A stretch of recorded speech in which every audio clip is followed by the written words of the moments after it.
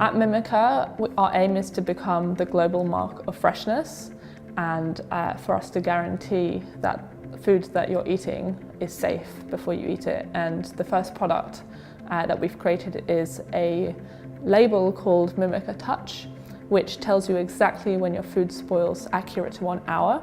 The way the label works is basically it starts off as a smooth label, and then when it goes through and expires at the same time as the food, it actually changes texture to a bumpy label.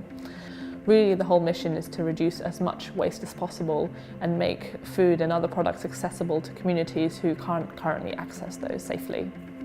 So the really cool thing about starting a business now, more than ever, is that there's so much access to funding without having to give up any equity in your company. The first 2 years of the entire thing was completely grant funded, which was fantastic, and they mostly came from government, so that's from the EU and from the UK government. They operate under Innovate UK.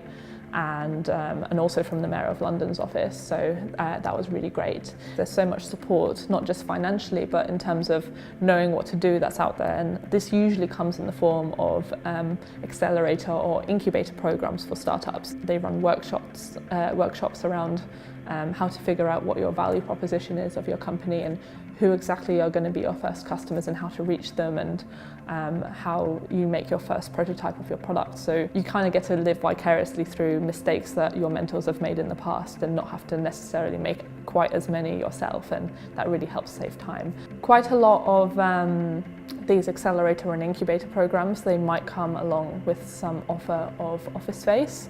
That's usually free or like heavily discounted. We've been lucky enough to benefit from a few of those. Something that's really important to think about early on is how you're going to protect your idea. In some instances, having a patent is very important. For example, investors if you have a product, they expect you to have some kind of intellectual property protecting it. When I first applied for the patent, I never imagined I'd still be using it now as a useful piece of intellectual property.